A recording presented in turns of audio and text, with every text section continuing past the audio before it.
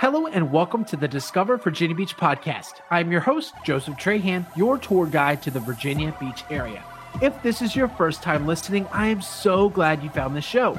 Each week, I publish a new interview with locals ranging from musicians, government officials, CEOs, artists, and much more. And my aim is simple. It's to help you discover, define, and then go out and do exactly what you're looking for during your next vacation, relocation, or outing to the Virginia Beach area.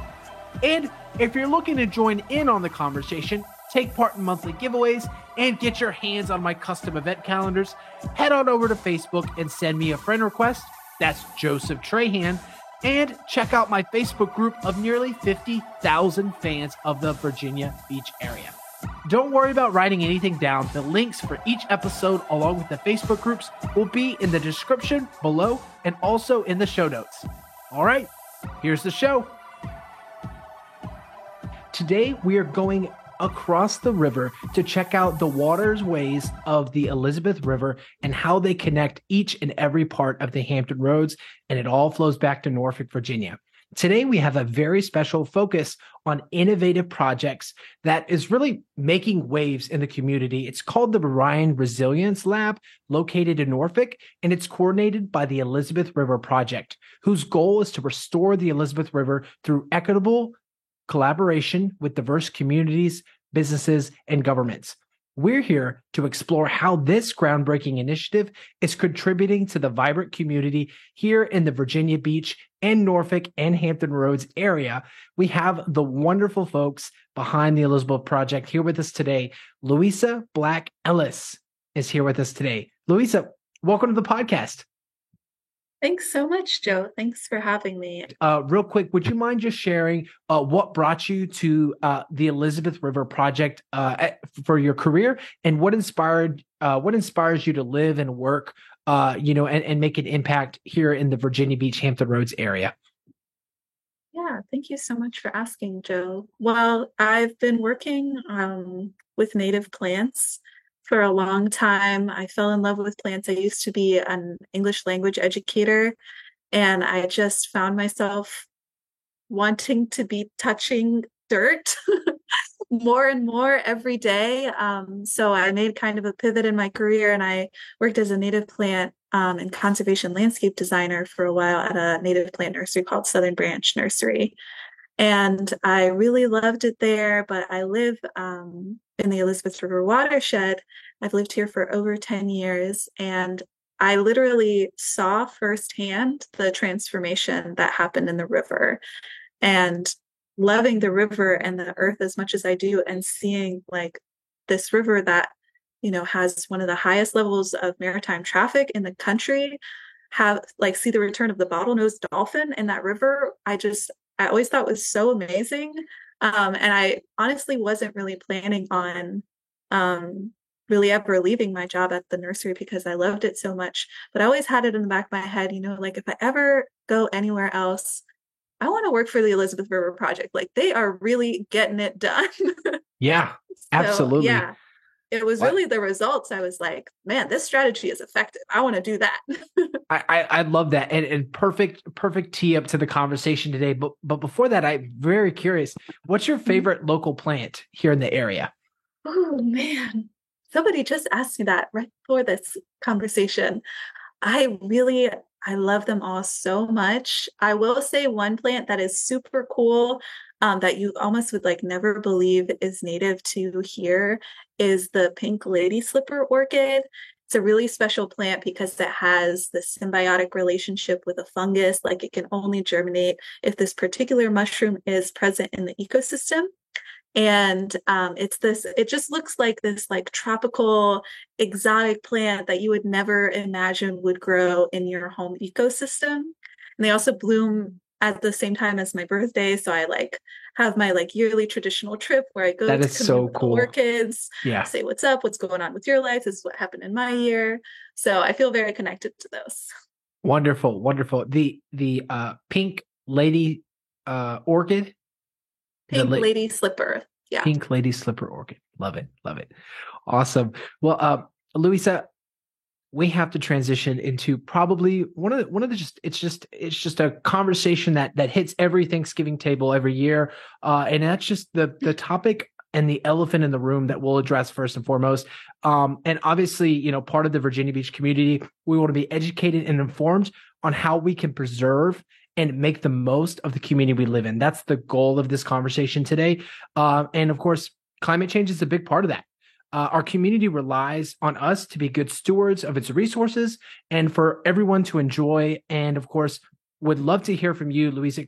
Could you share with us the community involvement of the Elizabeth River Project and how it's currently impacting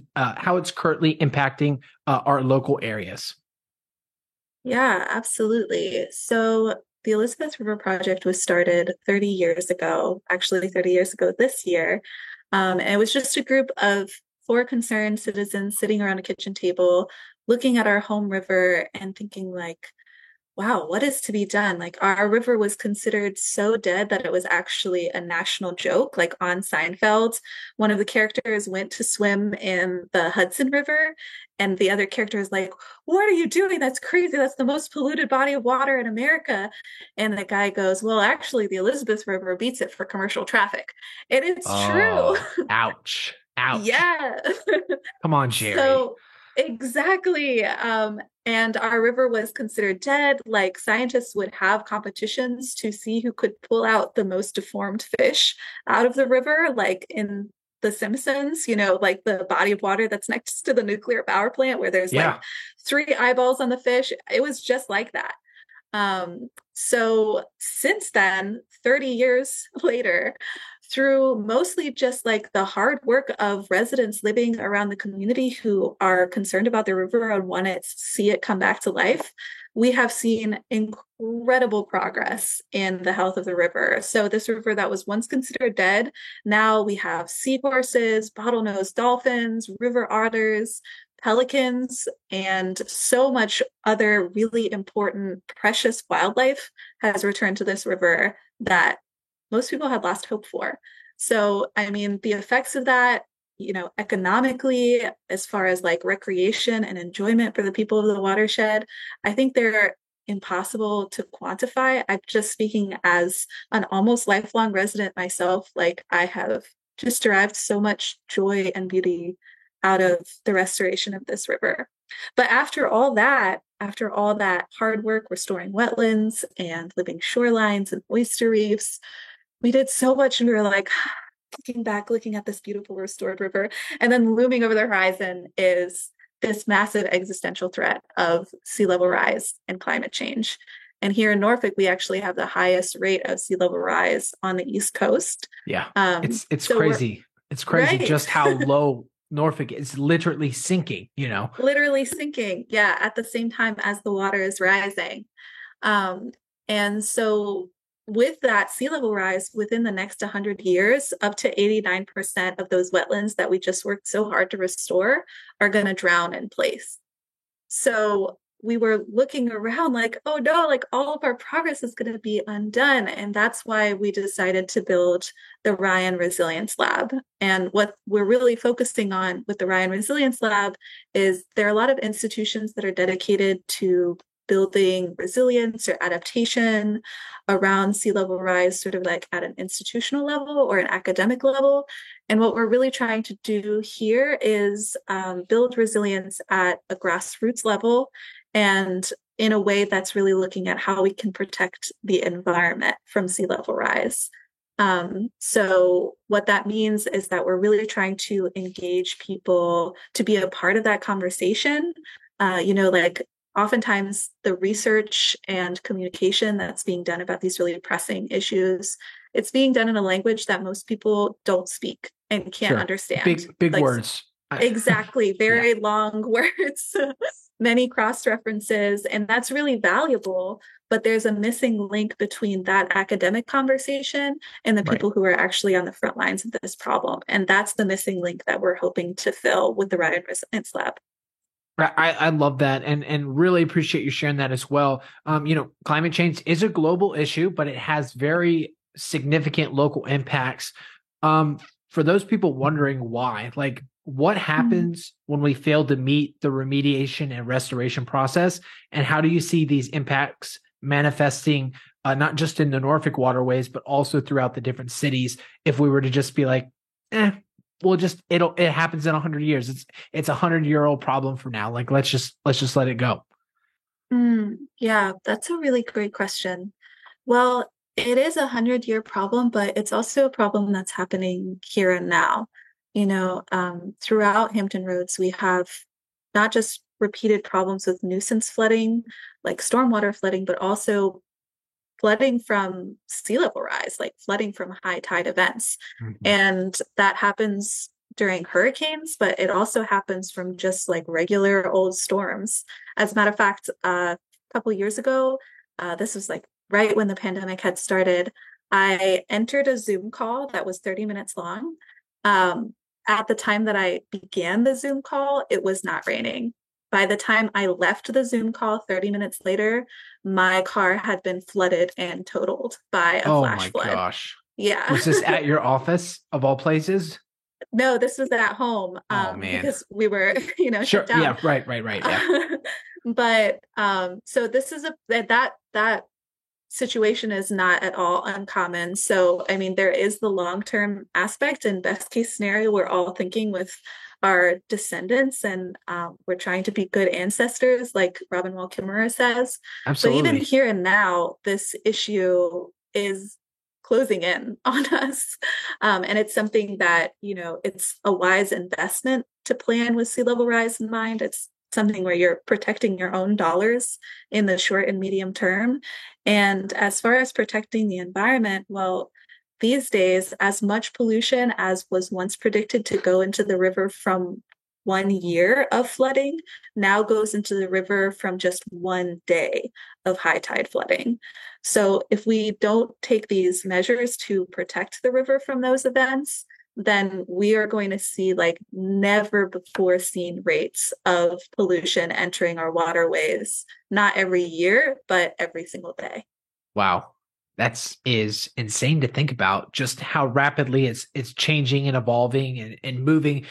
It's so easy to get overwhelmed by this. Not many of our conversations are like this here on the podcast, but of course, want to bring truth and light to the information as well because we still have time. There's still an opportunity to be proactive. But in order for us to be proactive, it's also important, I believe, to address the biggest concern first. So for you, Louisa, you and your team are obviously working on many different projects, restoration, and of course, keeping the waterways as non-polluted as possible. What would you say is the biggest problem when it comes to the biggest challenges? I'm going to change that to challenge. What's the biggest challenge you face in your role at the Elizabeth Mm. River Project?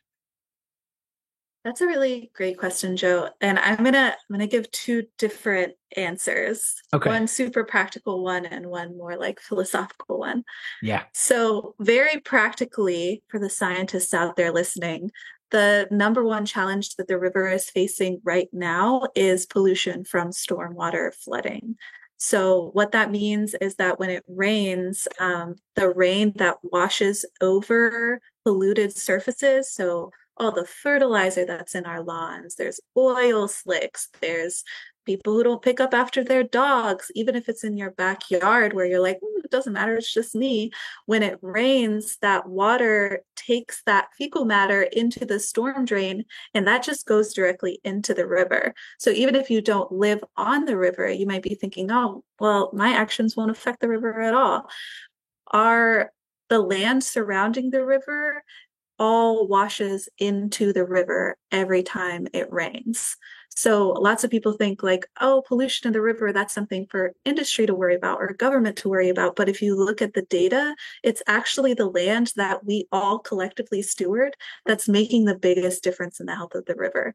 And that's why we've been able to see these amazing gains is because everyday people like you and me have been like, whoa, there's action that I can take every day to protect this river. Well, of course I'll do Yeah. it. And that's why Yeah. we have over 6,400 River Star homes who have committed to taking these steps that are really simple, just pick up after your dog. Um, then on a more philosophical level, and I'm really glad that you brought this up, We're talking about sea level rise and climate change, which are these really, really abstract and overwhelming problems. Like It's a I lot of personally, uncertainty in it, yeah. and for our listeners out there who may be uncertain. I mean, it's Mhm. become very politicized in a lot of ways Mhm. too, and it's obviously not the goal of this conversation, but that can Mhm. add to the nature of it being somewhat hard to talk about. It's very not very digestible. Yeah. Yeah, absolutely. And I really have like a tremendous amount of sympathy for people who just like don't want to have the conversation. Like I think about it a lot in terms of the stages of grief. Like this, if we believe the data and really sit down and think about it, like the loss and the grief is so tremendous. And I really sympathize with wanting to just stay at the stage of like, nope, I'm not going to think about it. That Yeah. is too much for Yeah. me to handle right now. I have got my own life to worry about. That's a 100-year problem. I totally get that. That is very human. Um, but I think, again, this is something that I'm really, really so excited about what we're doing at the Ryan Resilience Lab because this is an issue that most people feel just like so disempowered by, so much despair, hopelessness. Like, what effect can I possibly have on this global issue? But here, what we're trying to do is create a path for the everyday person to walk in, be a part of the conversation, understand the issue, and be a part of the solution in an immediate, tangible way where you can actually see results. Absolutely, absolutely. I think I'm saying it correctly. Nikola Tesla, and all of the work that they did for Niagara Falls. I mean, that was a body of water that had been actively being polluted for decades upon decades, and these businesses came together and were like, "Hey, this is not how we should be operating within our space of preserving this really incredible waterway that's not only beautiful to look at, but it's also very enjoyable, and it brings people closer together." And with Hampton Roads, obviously we're not a giant waterfall, but there are a lot of boating activities, fishing activities, kayaking, boating that go into it. That I think a lot of folks we would love to continue that to give to the next generation. So, Louisa, could you share some insights into the efforts being made to preserve the unique ecosystems around the Virginia Beach area and the Elizabeth River? Because, I mean, gosh, from the Dismal Swamps to Suffolk to like Oceanfront Beach and then city, downtown Norfolk, I mean, those are incredibly different landscapes. So, what does each ecosystem process look like for you all? Yeah, so well, the river now, which it spans, Virginia Beach, Chesapeake, Portsmouth, as well as Norfolk, um, it is drastically narrower and deeper than it was originally. So it used to be very, very wide and shallow with lots of shallow fisheries and wetlands.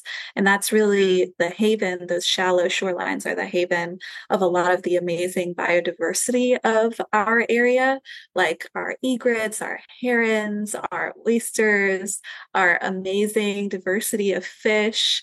Um, they all depend on those shallow wetlands. So our work really centers on reconstructing those wetlands, as well as um, preventing pollution from upshore getting into the wetlands. So right on the And sorry about that delay. Welcome back to the Discover Virginia Beach podcast. I was playing with my phone and it dropped in the toilet. Okay, all right. Make sure you edit that out, Joe. Louisa, as you were saying. yeah. So basically, what we really focus on with building and protecting and restoring the really amazingly unique ecosystems of this area, which there is so much that makes Virginia Beach and surrounding Hampton Roads like incredibly ecologically interesting. Like we are a national treasure by far. Like if you don't already know, look it up. This is like one of the most environmentally interesting places to live. And I feel so lucky that I get to, like you said, like go from the ocean front to like look at the actual immense like global Atlantic Ocean Yeah. to swamps to like fire dependent ecosystems like longleaf pine savannas.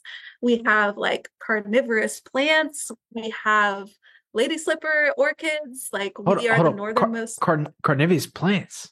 Oh, yeah, the swamp can eat you, Oh my gosh. but you can eat the swamp back.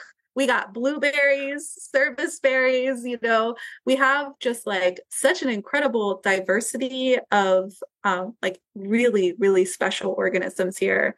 So a lot of the work that we do at the Elizabeth River Project is we're focused on rebuilding those coastal wetlands, which are so globally important as carbon sinks, as we're talking about climate change. And they're also really precious habitat for so much of the wildlife that, if you live in Virginia Beach, you've probably seen at least one egret or heron in your life and stopped in your tracks because they look like angels. They're We have amazing. They're They're amazing. We have some in our amazing. backyard that just like chill out in the morning, and I'm like taken to another time. It's incredible, their presence. Yeah. Yeah. They like bring me to my knees every time. We have snapping turtles, we have sea turtles. I just love them all. But so what we do at the Elizabeth River Project is we're rebuilding a lot of those wetlands actually on the river. And we do that, we have cost sharing programs for homeowners to actually rebuild wetlands like in their backyard if they live on the water, like it sounds like you might. We also have cost sharing programs for homeowners to install like rain gardens and conservation landscaping. So even if you're not on the water, like I said, you can still have a giant impact on the health of the river because you're storing that water and filtering it before it runs off and pollutes the river. So a lot of what we're doing is actual like habitat restoration as well as pollution prevention. And we're doing that on the ground ourselves. We're also partnering with homeowners and business owners to have a much wider reach than we ever could if we were just, pursuing like habitat restoration of parks and things like that. So Sure. it's kind of Yeah. like the world is a park, Yeah. you can Yeah. I mean, restore everything as habitat. you think of the after effect, like driving around in a boat, like scooping up plastic bags, like it can go before that. The preventative maintenance is there. That's so cool. And of course, for our listeners looking to check out more, definitely check the link in the description below. Louisa and her team are going to get that over to me to make sure you guys can check out, of course, how you as a homeowner can be proactive in that. And of course, in the real estate space, myself would love to incentivize you to check that out as well, because there's nothing better than preventative maintenance. Saves you a ton of time and a ton of money. Yes. Speaking of home, Louisa, bring us back to you guys' office. It's based in Norfolk. Would you mind walking us through just the design and the build overall? I understand it was built in a very unique way. Would you mind sharing that with us? Yeah, absolutely. I love talking about this building. I think it's the coolest thing since sliced bread. We actually just moved in a little bit over a month ago, so I'm still like starry-eyed walking through it.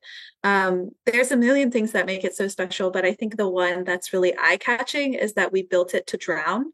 So it's built in the floodplain. Wait a Like, second. You built the building to drown? we built it to drown. Let's hear more. Let's hear more. So we, on this part of the coast where we are located, we're in the floodplain.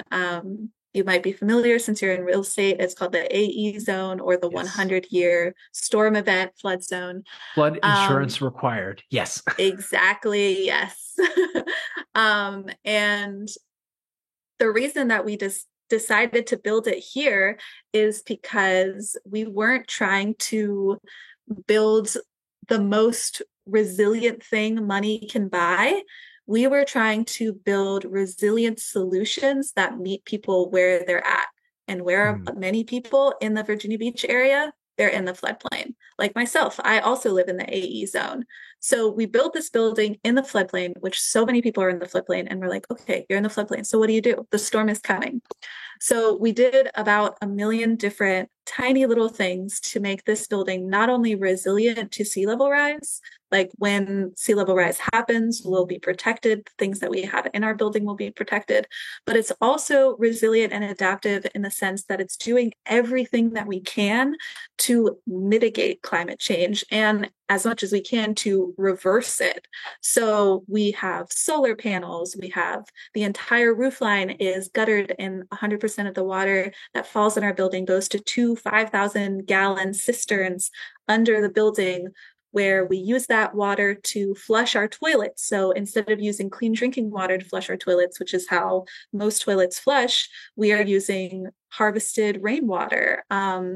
What water that isn't captured and goes to that cisterns goes to one of 4 rain gardens all through the site, where the water is getting recharged into the aquifer. Like we mentioned earlier in the podcast, that Norfolk is literally sinking. Well, the reason that it's sinking is because our aquifer, or our groundwater, is super depleted. Because Norfolk is such an old city, you can think of the groundwater as sort of a bubble that the land rests on. So as that bubble gets smaller, as the water is depleted from that bubble, then the land that rests on top of it just sinks down. So when we're giving the water more opportunities to sink back into the ground and recharge that bubble, we're actually offsetting a little bit of one of the contributing factors to our super high rate of sea level rise. So we have rain gardens throughout. We have these giant, amazing cisterns, which I hope I'll get to show you sometime. We have permeable pavers. So every single surface that's paved on the grounds is paved in such a way where it kind of acts like a sponge. So the water can run through the pavers and it gets deposited into this. You can almost think of it as like a giant bathtub of gravel underneath the pavers that holds the water and gives it more time to, again, percolate into the groundwater, into the aquifer, rather than running off into the river. Besides that, we have a green roof, we have a living wall, we have carpets that were made out of recycled fishing line and fishing nets found at the bottom of the ocean.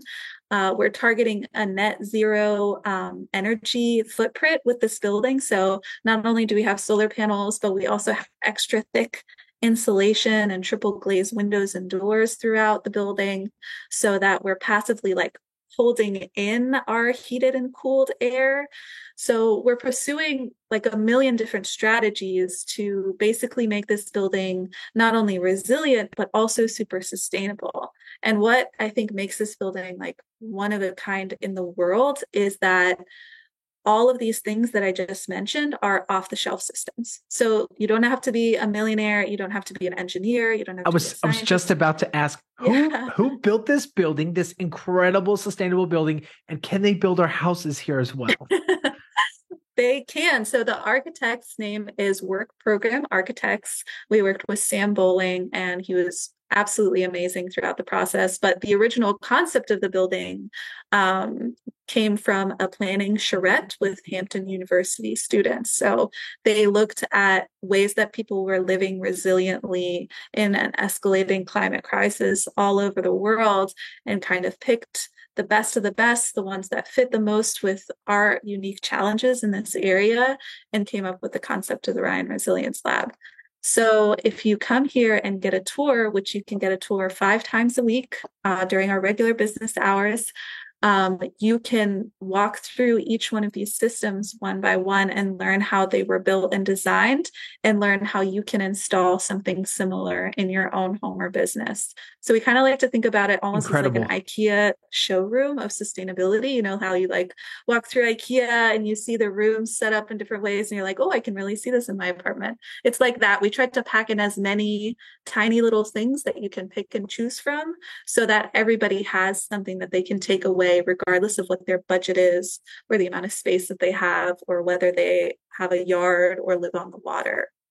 Wow, that is awesome. And of course, for our listeners who are not quite locals yet, or you're just a frequent vacationer here in the Virginia Beach area, if you would like to see a full tour of that, Louisa and I could definitely arrange that, but let me know in the comment section below if that's something you guys want to see, because we could definitely make some content for it. Just let us know. And speaking of other projects, would you mind, Louisa, diving into the Ryan Resilience Lab? I understand this is probably the most impactful initiative you all are working on right now that coincide with everything we've been talking about. But I want to make sure we're able to give it the attention that we need today. Would you open up about that with us? Absolutely. So the Ryan Resilience Lab, like I said, this area, we're already on the global stage of the climate change and sea level rise conversation because of our ultra high rate of sea level rise. And what's so special about the Ryan Resilience Lab is that we are entering the global conversations as leaders in solutions. So the Ryan Resilience Lab is this place that's modeling resilience and sustainability in an urban coastline community while affirming, recreational activity and industry in this coastline. So one of the things that kind of puts us on the map with this project is that, like I said, we built it to drown. So part of that commitment is that we have actually entered into the nation's first rolling conservation easement.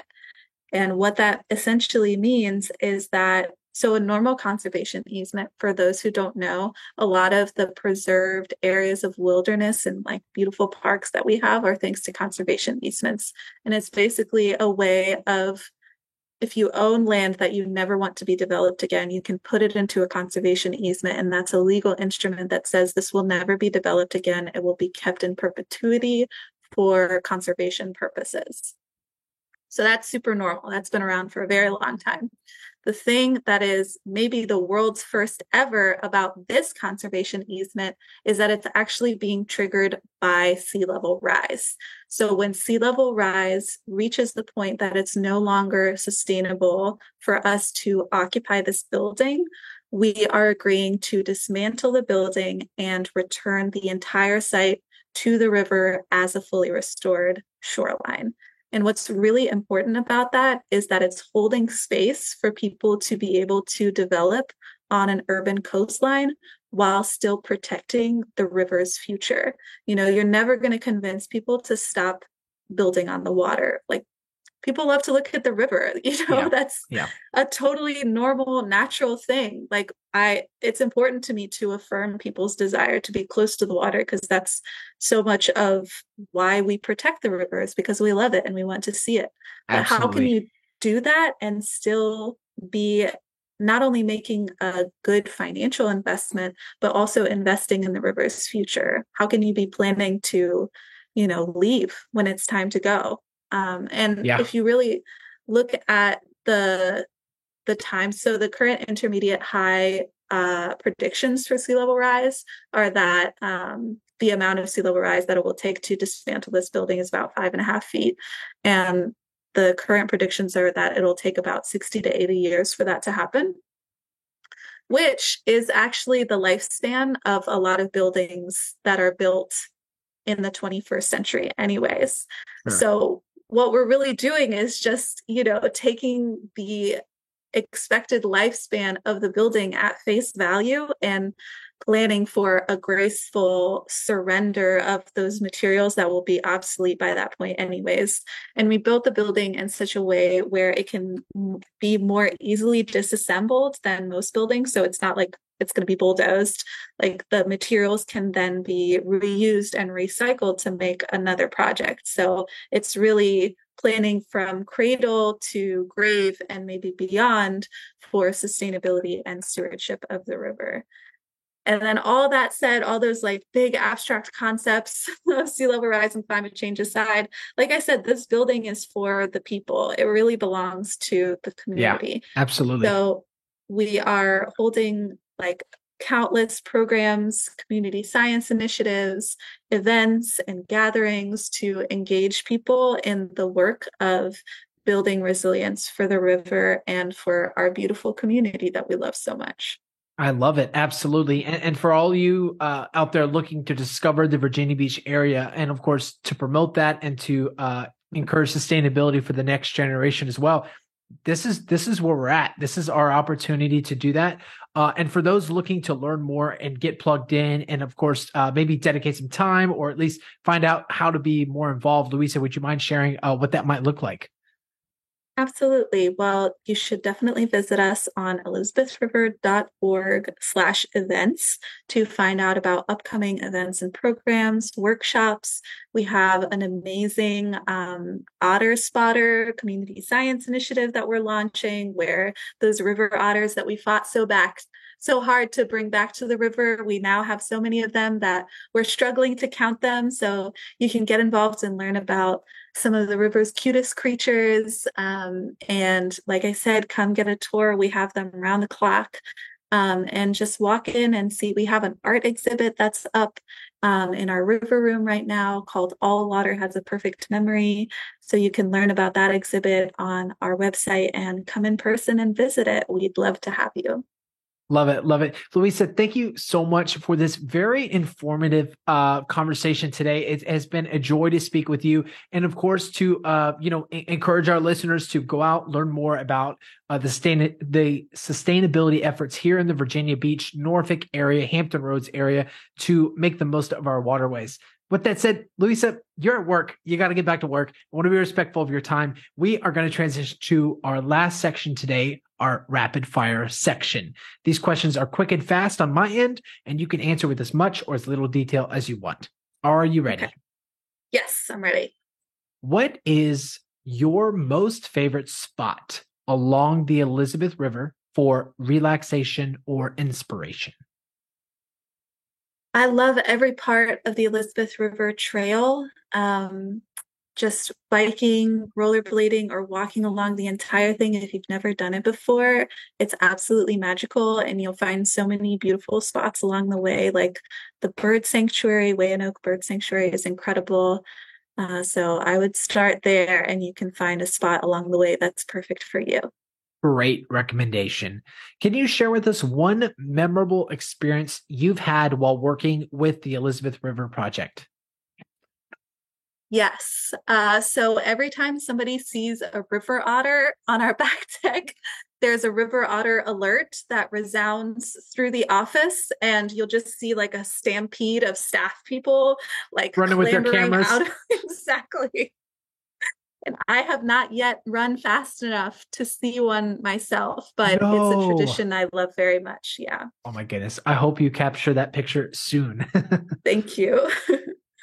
What's the most surprising fact you've learned about the Elizabeth River now that you're part of all of these wonderful initiatives that promote preservation here in the community?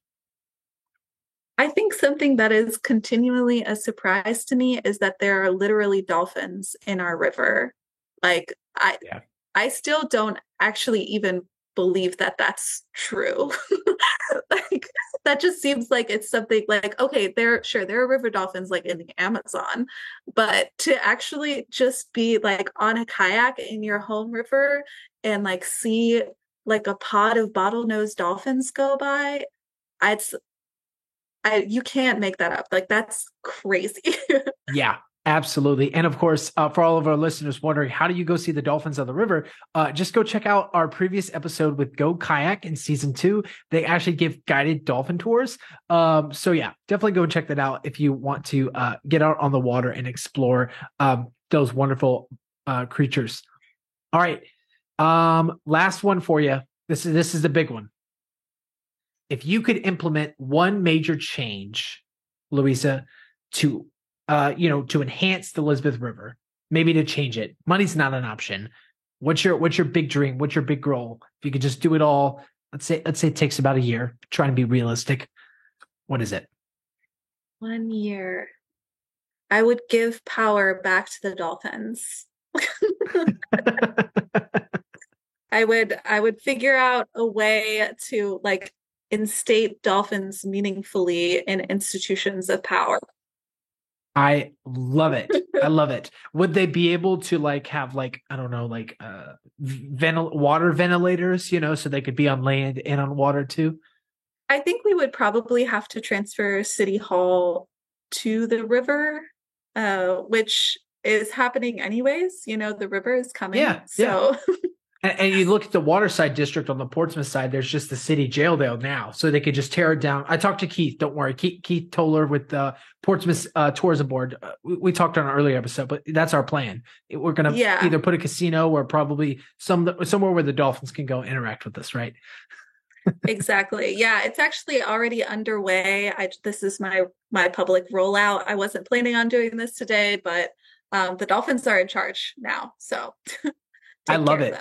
I love it. Yeah. Hashtag go Dolphins. Exactly. Not to be confused with Miami Dolphins. That's a football team.